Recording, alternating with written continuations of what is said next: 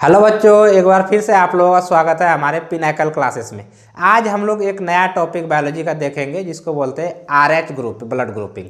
RH blood grouping क्या होता है इसके बारे में समझेंगे। दो साइंटिस्ट है, एक कार्ल लैंडस्टीनर और एक वीनर। 1940 में इन्होंने ये थ्योरी दिया था। वो क्या देखते हैं कि एक प्रकार के जो मंकी होते हैं, रेसस मंकी जिसे बोला जाता है, रेसस मंकी बोला जाता है कि वैसा मंकी जिसको लाल मुंह होता है या गोरा मुंह होता है, लाल चेहरा वाले मंकी या गोरा चेहरा वाले मंकी जो होता है उसको बोलता है रेसस मंकी। तो उस रेसस मंकी के ब्लड के बारे में स्टडी कर रहे होते हैं तो क्या देखते हैं कि उस मंकी के जो ब्लड होते हैं उसके आरबीसी पे ए एंटीजन और बी एंटीजन के अलावे भी एक और एंटीजन पाया जाता है जिसको उन्होंने रेसस मंकी के नाम के हिसाब से बोल दिया आरएच एंटीजन।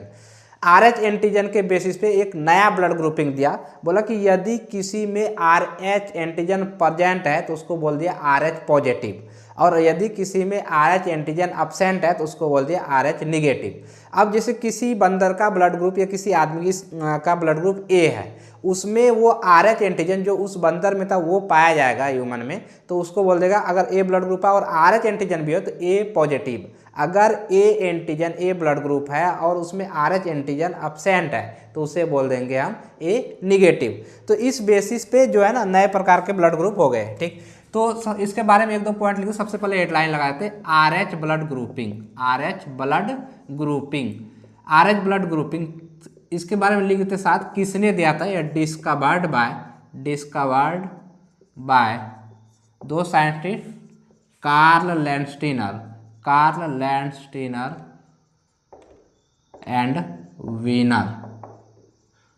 1940 में ये दिए थे। वो क्या देखते हैं कि जो रेसस मंकी होता है उनके ब्लड के आरबीसी के सरफेस पे एक प्रकार के एंटीजन पाए जाते हैं। जनरली वो चक्र शेप के होते हैं, मतलब क्यूबिक स्ट्रक्चर का। तो वो क्या देखते हैं कि आरएच रेसस मंकी है ना, रेसस मंकी के आरबीसी पर, आरबीसी के सरफेस पर बोलते हैं, आरबीसी के सरफेस पर ए एंटीजन तथा बी एंटीजन के अलावा एक और प्रकार के एंटीजन पाए जाते हैं, जिसे उन्होंने क्या बोल दिया था, जिसे उन्होंने आरएच एंटीजन कहा। यदि किसी आदमी के ब्लड में या किसी बंदर के ब्लड में या और भी जो ऑर्गेनिज्म है जिसमें ब्लड पाया जाता है तो उसमें ये आरएच एंटीजन प्रेजेंट होगा तो उसे आरएच पॉजिटिव, अगर आरएच एंटीजन अब्सेंट होगा तो आरएच नेगेटिव। उस रेसस मंकी में देखने के बाद कार्ल लैंडस्टीनर और वीनर ने क्या करा, उसके पास जितने भी ब्लड सैंपल थे सब में इस आरएच एंटीजन को देखना शुरू किए। तो वो क्या देखते हैं कि ये आरएच एंटीजन ना सिर्फ बंदर में पाया जाता है बल्कि बहुत से हायर ऑर्गेनिज्म जिसमें कि ह्यूमन भी आता है उसमें भी वो एंटीजन पाए जाते हैं।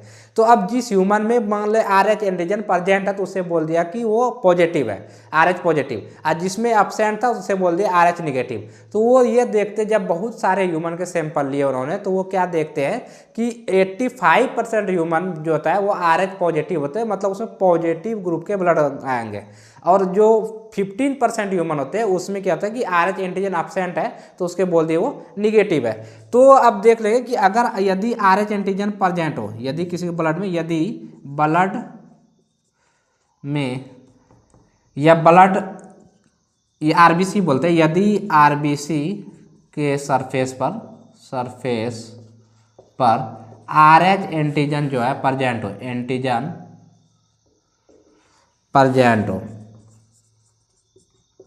हो तो उसे आरएच पॉजिटिव, और यदि आरएच एंटीजन, यदि आरबीसी पर आरएच एंटीजन जो है वो अब्सेंट हो, एंटीजन अब्सेंट हो तो उसे क्या बोल दी, आरएच निगेटिव, RH पॉजिटिव और RH नहीं। इस RH एंटीजन के आधार पर ब्लड ग्रुप जो ह्यूमन पाए थे उसको फिर डिवाइड किया, तो RH एंटीजन के आधार पर RH एंटीजन के आधार पर ब्लड ग्रुप्स के प्रकार। अब हम लोग ABA ब्लड ग्रुपिंग में ऑलरेडी देख चुके हैं कि ए ब्लड ग्रुप जैसे कि है, 4 प्रकार के ABO में तो ए है, तो उसमें अब क्या हो जाएगा, एक हो जाएगा ए पॉजिटिव। पॉजिटिव मतलब इसमें ए एंटीजन है, साथ साथ में RH एंटीजन है, ए पॉजिटिव। और ए एंटीजन और RH एंटीजन नहीं है तो उसको बोल देंगे ए निगेटिव। अब जैसे किसी का ब्लड ग्रुप बी है तो उसमें 2 प्रकार के होंगे, बी एंटीजन भी होगा, साथ साथ में RH एंटीजन तो बी पॉजिटिव, और बी एंटीजन होगा RH नहीं तो बी निगेटिव। अब AB है तो उसमें RH एंटीजन है तो AB पॉजिटिव और AB निगेटिव। इसी आधार पे किसी भी आदमी का हम लोग ब्लड ग्रुप पॉजिटिव या निगेटिव बोलते हैं। अब जैसे O है, O अब क्या है कि O में अगर RH एंटीजन प्रेजेंट है, O में क्योंकि वो एंटीजन A B नहीं होता है तो O पॉजिटिव, अगर नहीं है तो O निगेटिव। तो देखो जो 4 प्रकार के blood group ABO blood grouping थे अब वो 8 प्रकार के हो गए। Positive A positive A negative, B positive B negative, AB positive AB negative और O पॉजिटिव O निगेटिव। इस RH एंटीजन या RH फैक्टर के हिसाब से एक केस पढ़ना होता है ह्यूमन में जिसको बोलते हैं RH इनकॉम्पैटिबिलिटी। तो वो क्या होता है देखेंगे, तब तक आप लोग इसका स्क्रीनशॉट ले लीजिए। तो आगे बढ़ते हैं इसमें, और उससे पहले 2 नोट्स लिखेंगे।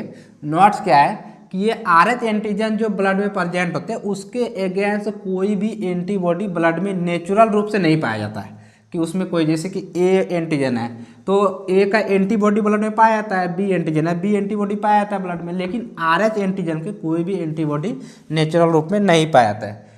तो एक नोट लिखेंगे। नोट पहला नोट क्या है, RH एंटीजन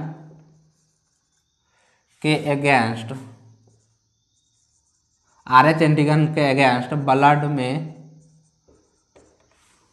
नेचुरली मतलब पहले से ही कोई एंटीबॉडी उपस्थित नहीं होते हैं, लेकिन यदि RH पॉजिटिव ब्लड को RH निगेटिव ब्लड से मिक्स कर दें तो क्या होगा। तो अगर RH पॉजिटिव को RH निगेटिव ब्लड ग्रुप वाले आदमी से में मिक्स कर दे तो क्या हो जाएगा, इस RH निगेटिव वाला में RH एंटीजन नहीं है इसलिए RH निगेटिव।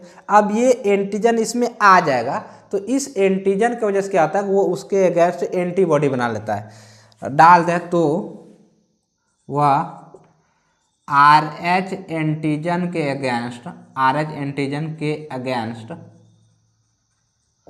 एंटीबॉडी का निर्माण कर लेते हैं।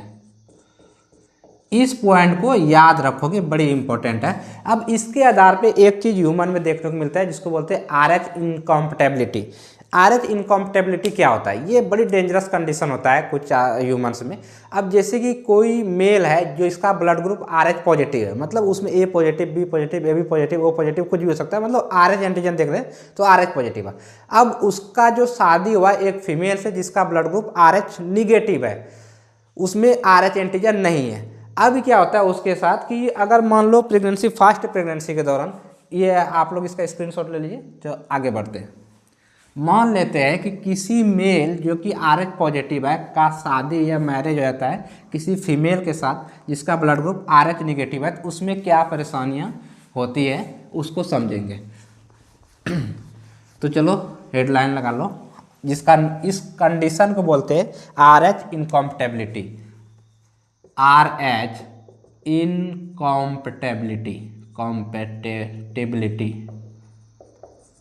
इनकॉम्पैटिबिलिटी।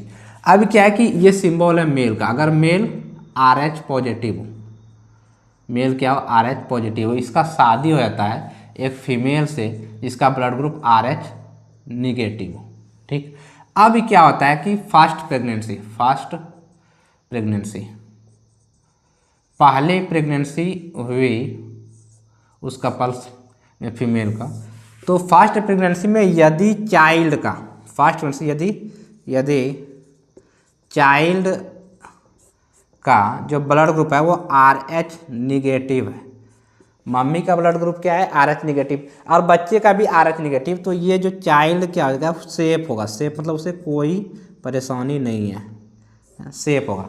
अब यदि क्या होता है कि अगर मान लो कि बच्चे का यदि चाइल्ड का क्या होता है ब्लड ग्रुप, चाइल्ड का ब्लड ग्रुप RH पॉजिटिव हो जाता है। चाइल्ड ब्लड ग्रुप कैसे, अब लोग सब मम्मी का निगेटिव है बच्चे का पॉजिटिव, क्या बात करें सर। नहीं, देखो ब्लड ग्रुप मेल और फीमेल दोनों से डिसाइड हो सकता होता है।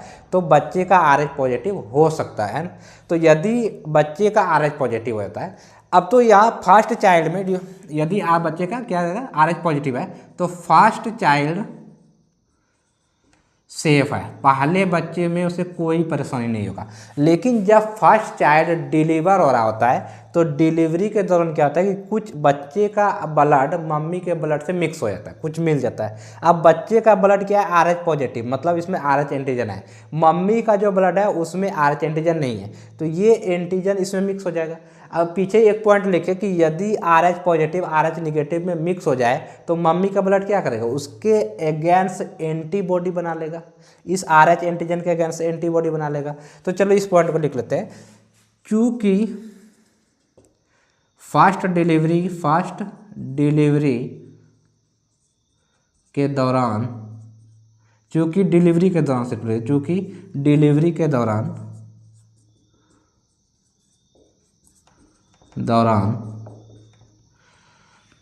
बच्चे का कुछ ब्लड मम्मी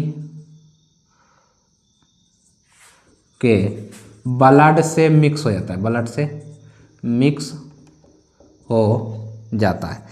जब डिलीवरी होता है तो क्या होता है, कुछ ब्लड मिक्स हो जाता है। तो अब कुछ ब्लड मिक्स हुआ बच्चे में RH एंटीजन प्रेजेंट है, तो मम्मी के ब्लड में मिक्स होगा, तो मम्मी में RH एंटीजन नहीं है, तो मम्मी क्या करता है, मिक्स हो जाता है, तो क्या करता है, तो मम्मी के ब्लड, ये मम्मी का इम्यून सिस्टम उस एंटीजन के अगेंस्ट क्या करेगा, ये अगेंस्ट एंटीबॉडी का निर्माण कर लेते हैं। अब क्या होगा, अब इसमें दूसरा केस सेकेंड प्रेगनेंसी के दौरान, इसको आप लोग स्क्रीनशॉट लीजिए, इसी में देखते हैं। सेकेंड प्रेगनेंसी के दौरान क्या हो जाएगा,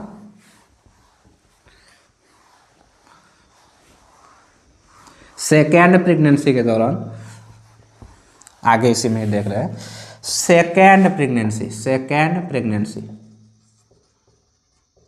सेकेंड प्रेगनेंसी में दो चांस कि बच्चे का ब्लड ग्रुप RH निगेटिव हो सकता है, तो ये तो सेफ होगा। मम्मी का RH निगेटिव, ये निगेटिव, तो सेफ होगा। बोले सर इसमें अब तो एंटीबॉडी बन गया मानते हैं, लेकिन इसमें तो एंटीजन ही नहीं है, तो रिएक्शन किससे करेगा। अगर सेकेंड चाइल्ड जो होता है, सेकेंड चाइल्ड RH पॉजिटिव हो, अब ये डेंजर कंडीशन रहता है। अगर सेकेंड चाइल्ड RH पॉजिटिव हो, अब क्या है, सेकेंड चाइल्ड से पहले बच्चे के मम्मी का जो मदर्स का जो ब्लड है उसमें क्या कर रहा है, एंटीबॉडी बन गया इसके अगेंस्ट, क्योंकि फर्स्ट चाइल्ड के बाद ब्लड मिक्स हुआ था, वो एंटीबॉडी बन गया। अब सेकेंड चाइल्ड में यदि बच्चा RH पॉजिटिव हो जाता है, तो मम्मी का एंटीबॉडी बच्चे के एंटीजन से रिएक्शन करता है, और ये रिएक्शन बहुत डेंजरस होता है ना। सेकेंड RH पॉजिटिव हो तो मदर्स का एंटीबॉडी और चाइल्ड के एंटीजन के बीच रिएक्शन हो जाता है। अब रिएक्शन हो जाए तो क्या हो जाएगा, RBC जो रेड ब्लड सेल है उस बच्चे का, वो रप्चर हो जाएगा, क्योंकि RBC पे ही ये एंटीजन रप्चर, टूट जाएगा, ब्रेकडाउन हो जाएगा, जिससे कि एनीमिया तथा जॉन्डिस हो जाता है, जिससे क्या हो जाएगा, सीवियर मतलब serious condition, severe anaemia anaemia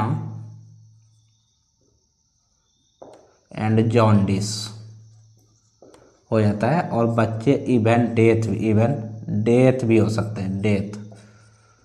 तो अगर किसी फीमेल का RH निगेटिव ब्लड है और मेल का RH पॉजिटिव है तो ये कंडीशन हो सकता है। क्या करें ऐसे कंडीशन में एक उपाय है, डॉक्टर के पास जब जाओगे डिलीवरी होता है तो वहाँ क्या करता है, वो बच्चे का ब्लड ग्रुप, मम्मी का ब्लड ग्रुप टेस्ट करता है। अगर मम्मी का ब्लड ग्रुप निगेटिव रहा तो वो जस्ट उसके हस्बैंड का भी या जो पापा का था उसका भी ब्लड ग्रुप टेस्ट करेंगे, और इसका पॉजिटिव है तो ये कंडीशन आएगा। जैसे ही बच्चे डिलीवर होता है तो क्या करता है, एक इंजेक्शन लगाता है जिसका नाम है रोगम। तो वो इंजेक्शन क्या करता है, जिस समय ब्लड मिक्स हुआ उस समय एंटीबॉडी बनने रहते हैं, जिसकी वजह से ये नॉर्मली फिर कोई प्रॉब्लम नहीं होता है। लेकिन पहले के टाइम में चूंकि डिलीवरी घर में होता था एंड घर में ही सारी चीज़ होता था, तो वहाँ क्या इन चीज़ों का जांच नहीं हो पाता था, तो एक चाइल्ड के बाद उस औरत को दोबारा चाइल्ड होता ही नहीं था। जितने बार भी अगर वो सेकेंड प्रेगनेंसी का ट्राई करे उसके बच्चे डेथ कर जाते थे पैदा होने से पहले ही। रीजन ये RBC रप्चर दोनों का रिएक्शन हो गया, तो बच्चा क्या होगा, पैदा होने से मम्मी के पेट में ही वो डेथ हो जाता है, या बच्चे जन्म भी लिए तो उसको इतना ज़्यादा जॉन्डिस और एनीमिया रहता है कि वो बच नहीं पाते हैं। तो ये एक सीवियर कंडीशन है, तो ये हम लोग इसके बारे में समझ लिए।